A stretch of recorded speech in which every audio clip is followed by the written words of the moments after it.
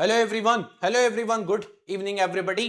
कोल India Limited management trainee जिसके examination के लिए आप सभी ने फॉर्म भरा है और बेसब्री से आप इंतजार कर रहे हैं कि सर कब इसकी एग्जामिनेशन की डेट आ जाएगी। जैसा कि आपको पता है, कोल इंडिया लिमिटेड में इस साल बहुत सारे नोटिफिकेशन आए हुए हैं और लाइन बाय लाइन एक एक करके सभी के पेपर भी होते जा रहे हैं। कोल इंडिया लिमिटेड की सब्सिडरीज कंपनी एनसीएल का पेपर हो गया, इसके बाद एसईसीएल का पेपर हो गया। फाइनल रिजल्ट अभी उनके नहीं आए हैं, लेकिन दोनों के पेपर हो चुके हैं और अभी आने वाले समय में जस्ट 2 दिन पहले ही एक डब्ल्यूसीएल नाम की सब्सिडरी कंपनी वेस्टर्न कोलफील्ड, उसकी भी नोटिफिकेशन आई हुई है। इसके अलावा एमसीएल यानी कि महानदी कोलफील्ड का पेपर अभी होना बाकी है और इन्हीं बीच में कोल इंडिया लिमिटेड मैनेजमेंट ट्रेनिंग का भी फॉर्म आया हुआ था, जहां पर हमारे सारे ग्रेजुएट्स एलिजिबल थे।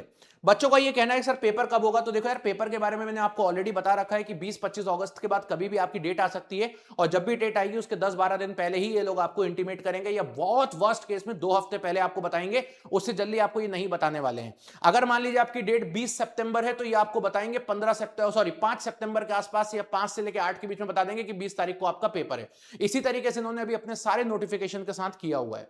नाउ बात आती है कि नॉर्मली एक आरटीआई अप्लाई किया गया और आरटीआई हमारी सोशल मीडिया पे भी अवेलेबल है, टेलीग्राम पे भी अवेलेबल है और इस आरटीआई के तहत इनसे ये पूछा गया कि ये बताइए कि कोल इंडिया लिमिटेड मैनेजमेंट ट्रेनिंग में कितने बच्चों ने फॉर्म फिल किया हुआ है।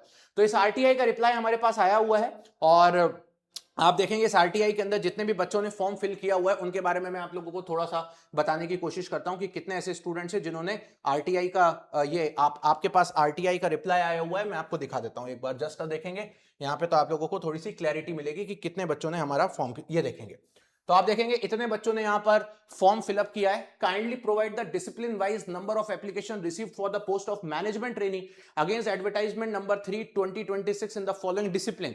अब ये जो आरटीआई फाइल की गई थी ये इन 3 ब्रांचेस के लिए की गई थी। सिस्टम, जो कि आपको पता ही है आईटीएन सिस्टम क्या होता है, सिविल और मैकेनिकल, इन 3 ब्रांचेस के लिए ये आरटीआई फाइल किया गया था।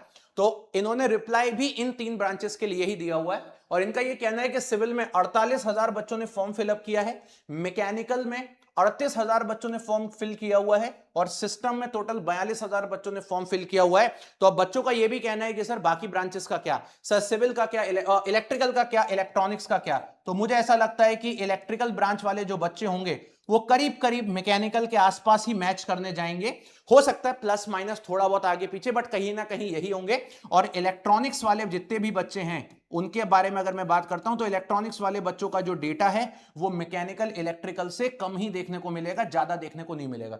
तो अगर मैं मोटा मोटा ये मान के चलूं कि सिविल का 48,000 है, मैकेनिकल का 38,000 है, तो इलेक्ट्रिकल का मैकेनिकल के आसपास का ही डेटा होगा।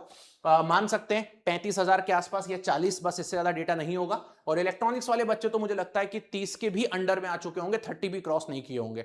तो इस हिसाब से कुछ आप लोगों का ब्रांच वाइज डेटा है। इन्होंने ये डायरेक्ट बताया नहीं है, लेकिन एक अनुमान लगाया जा सकता है और ये अनुमान हम लोग बेसिकली इसलिए भी लगा रहे हैं क्योंकि इसी तरीके से फॉर्म फिलअप हमारे होते हैं।